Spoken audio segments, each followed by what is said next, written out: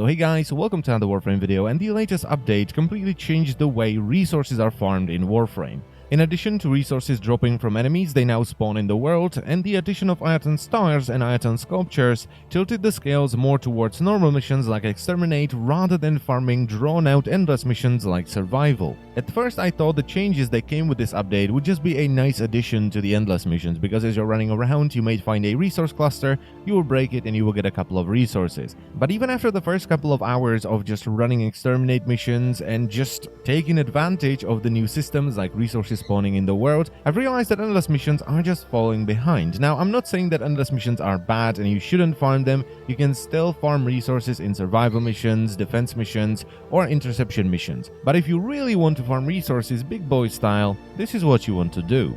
First up, the setup. I am running a modified Desecrate version of my Necros Prime, but the regular Necros will be just fine. The important mods here are Sprint Boost and Rush. This is going to give us a lot of sprint speed and will allow us to run through the tilesets much faster, and Thieves' Wit, which is going to give us 42-meter loot radar. This is going to highlight containers, resources, Ayatan sculptures, and Ayatan stars on the map. Next up, the weapon. I'm using Ignis with Firestorm, but if you don't have Firestorm, it's not that big of a deal. The important thing here is that Ignis covers a large area and it has a lot of punch through. This combines really well with the loot radar effect from Thieves' Wit, because containers, Ayatan stars, resources, and the Ayatan sculptures all share the same icon, which is a little square. So what you can do with Ignis and its insane punch through and AoE is simply spray a room full of these squares, and if there are any squares left, it's either resources, Ayatan stars, or Ayatan sculptures. Now, it's not the end of the world if you don't have Ignis, but having Ignis will speed this up a lot. And finally, the companion. I'm using Carrier for Vacuum and Animal Instinct. I see a lot of people using Kavats or even Kubrows to open up lockers and even dig up resources, but the time you spend running around collecting resources on your own or waiting for the Kubrow or a Kavat to open up a locker is not worth it. Next step is finding the right mission to do. So what you're going to do is zoom in on a planet and mouse over the extractor icon at the bottom right corner of the screen. This will show you what kind of resources that planet has. And all that's left to do after that is finding an Exterminate mission.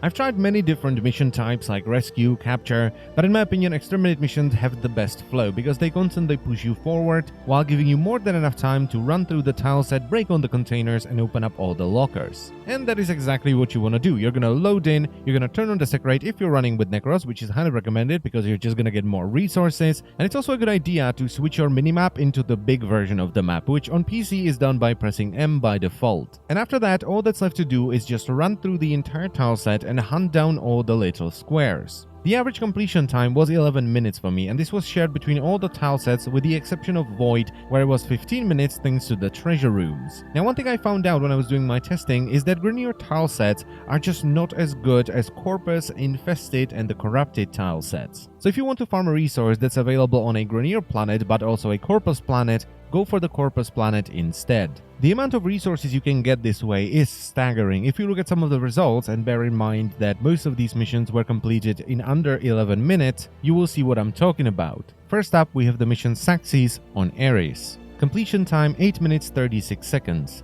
We have 8,357 nanospores, 188 plastids, and 2 neurodes. Next example is Carpo on Jupiter. Completion time 11 minutes and 6 seconds. 1,440 alloy plates, 6,251 salvage, 7 field drone samples, 8 neurosensors, and 5 Ayatan science stars. And even in a Grenier tileset, which as I've said already is just not as good as the other tilesets, if you look at Pallas on Ceres, the tileset was really small and the completion time was only 6 minutes, and we got 1,755 alloy plates, 844 circuits, 2 detonite ampules, 1 science star, 1 ember star, and 1 Orokin cell. And the final example is Teshub in the Void. Completion time 14 minutes and 42 seconds, 12 nav coordinates, 3,549 ferrite, 15 control modules, 302 rabadabadu, 3 argon crystals, 3 science stars, and 1 ember star. Now, as far as the Ayatan sculptures are concerned, they are random. They will just randomly show in a mission,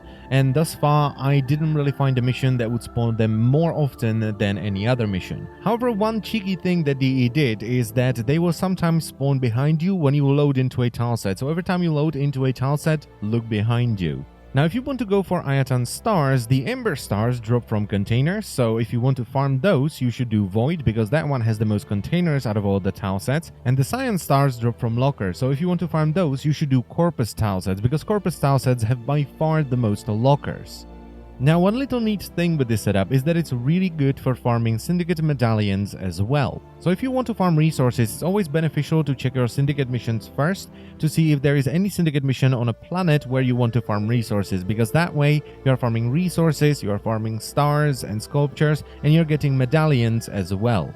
Now, I know this farming method is not for everyone, and some people will disagree with me and say that running endless missions is still better, but from the testing I did, endless missions were falling behind. The amount of resources you can get by doing this in about 10 minutes is just awesome, and I would definitely recommend you try it out.